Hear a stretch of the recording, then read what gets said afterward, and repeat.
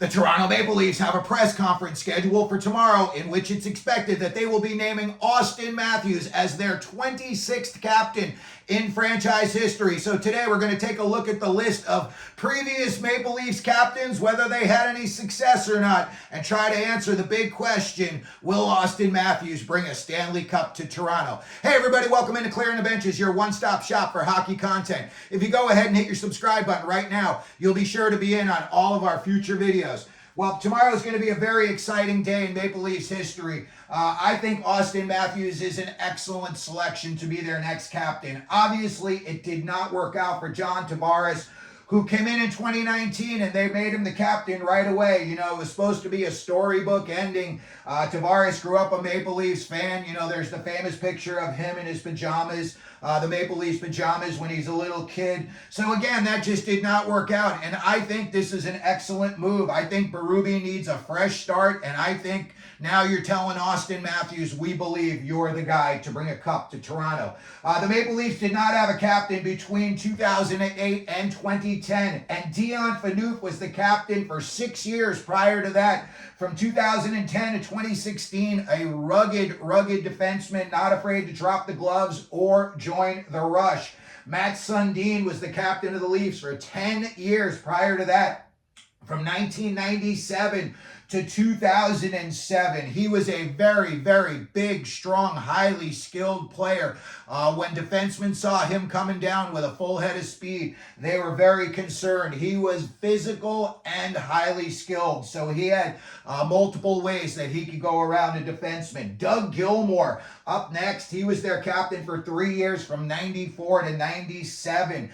Doug Gilmour, another very, very highly skilled forward, and he put up a lot of points in his career. Wendel Clark, the 1985 number 1 overall draft pick, was the Maple Leafs captain for 3 years between 1991 and 1994.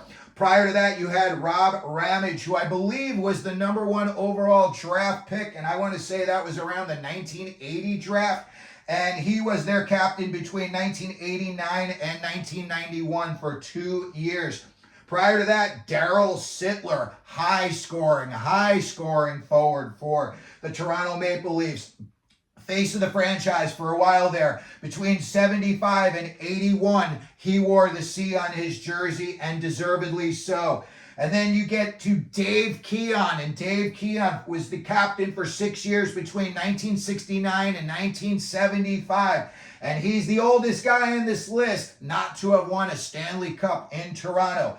George Armstrong was the Maple Leafs captain for 11 years between 1958 and 1969. And you know he must have been a fan favorite because he won 4 Stanley Cups as his time as captain of the Maple Leafs. Ted Kennedy was the captain for 7 years prior to that, from 47 to 54. He's got 3 cups to his name as well. And then you had Syl Apps, and he was the captain of the Maple Leafs twice.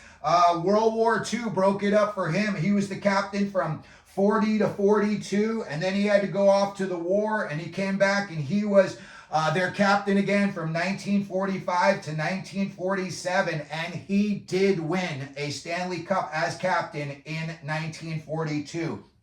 And then finally, the first captain that we have from the Toronto Maple Leafs, Hap Day, and he was their captain for 11 years from 1925 to 1936, and he won the 1931-32 Stanley Cup as captain of the Maple Leafs. So there you have it. Tomorrow, Auston Matthews is going to be named the captain of the Maple Leafs. Let me know what you think down in the comment section. Can he deliver a Stanley Cup to Toronto?